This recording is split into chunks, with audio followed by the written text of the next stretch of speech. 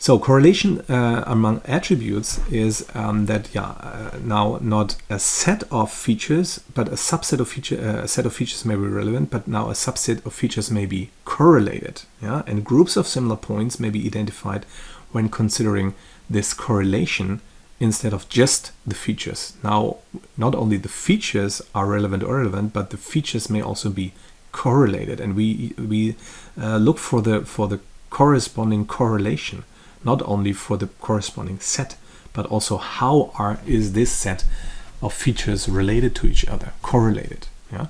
So you see here, so maybe again here this disorder 1, disorder 2 thing that we have now, that is the same as before, yeah, but now with an arbitrary oriented subspace, which is the relevant one. And this one here is the illustration for that. So here we have a set of points that is correlated. Yeah.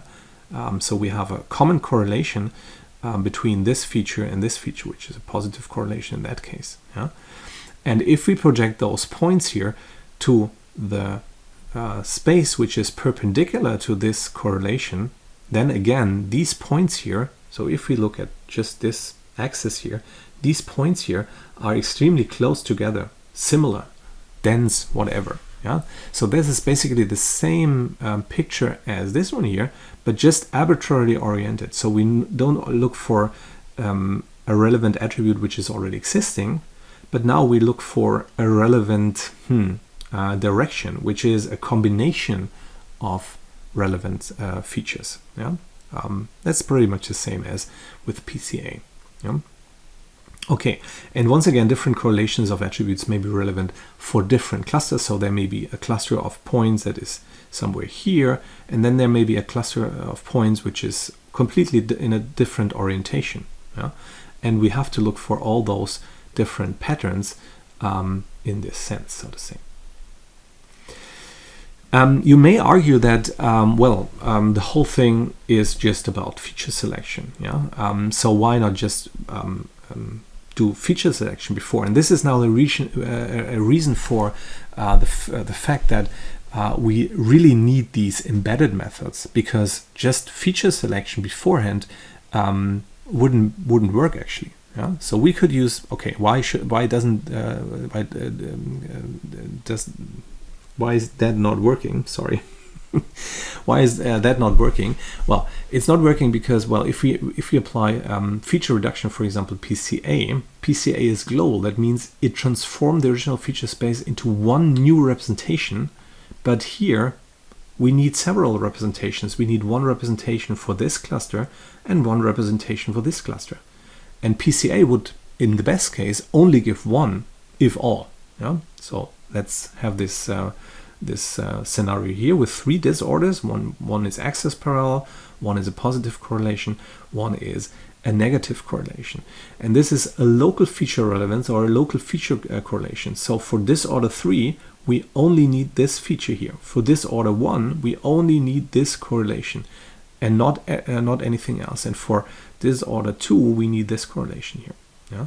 So this is what we call a local correlation or a local relevancy of features for a given cluster, local to a cluster. So it's specific to a cluster. Yeah? So let's see if what happens actually if we do PCA beforehand. Well, if we do PCA beforehand, well, this is a 2-dimensional case. We look for maybe 1-dimensional correlation. So we have a target dimension 1. Yeah. So we use PCA and see what is the direction with highest variance. It's probably something like this one here, which is the dashed line here. So these points here are our original points here. PCA will probably give us this direction as the first principal component.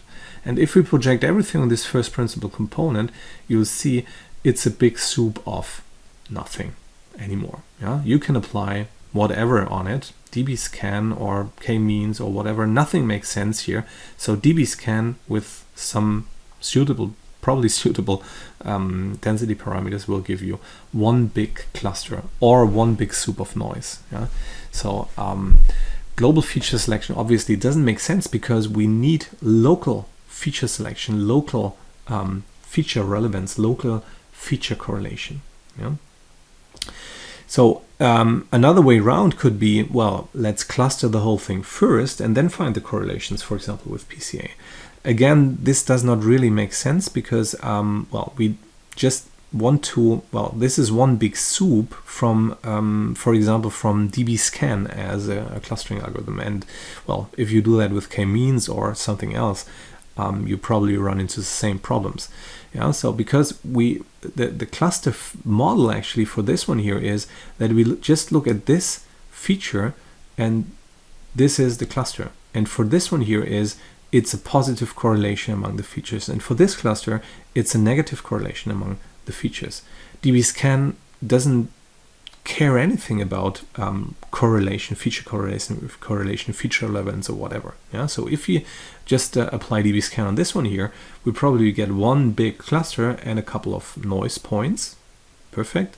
And if we then apply PCA on this cluster, we get the same principal component as before, which doesn't help at all to find these 3 clusters or even 4 clusters if we consider this healthy guys here also as one cluster here.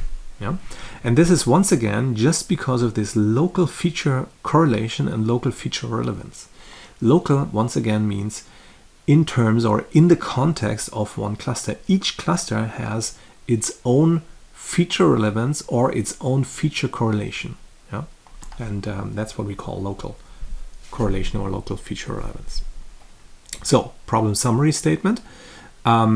Feature relevance and correlation. Okay, usually no clusters in the full dimensional space because we have a lot of irrelevant attributes and then we have the curse. So clusters, if all, are typically hidden in subspaces of the data. So only a subset of features is relevant for the clustering. That's what we know from the curse somehow. Yeah. So, and that is another example here. So a group of genes may play a common role in a subset of experimental conditions, but they maybe have completely different in other conditions. No? Once again, these feature relevance and the feature correlation may be local. So for each cluster, a different subset of features or a different correlation of features may be relevant. So here is the example for different feature relevance. Yeah?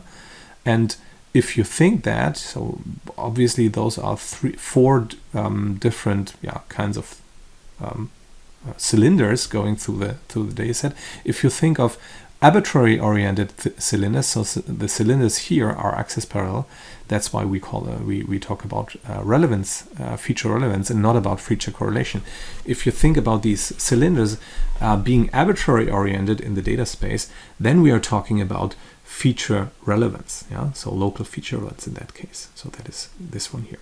Yeah, so and that is local for each cluster. So for each cluster, a different set of features or different correlations of features may be relevant, and we need to know about it in order to find those patterns. Once again, different genes are responsible for different phenotypes and other conditions. And then we may have also overlapping clusters, which is the thing of different semantic concepts in the data set, represented by different sets of or subsets of features. So clusters may overlap, meaning that an object, a point, may be clustered differently in varying subspaces. Clustered differently meaning the point may be clustered together with different points in different subspaces. Yeah, so if we consider different subspaces, me as a point, I may be clustered with different persons because I have different favors when it comes to, I don't know, science fiction movies, than when it comes to, I don't know, romance movies or something like that. Yeah, so I may be clustered differently, or maybe in different clusters with different persons, according to different features, different movie ratings. Yeah? Or here a gene plays different functional rules depending on the environment and other conditions.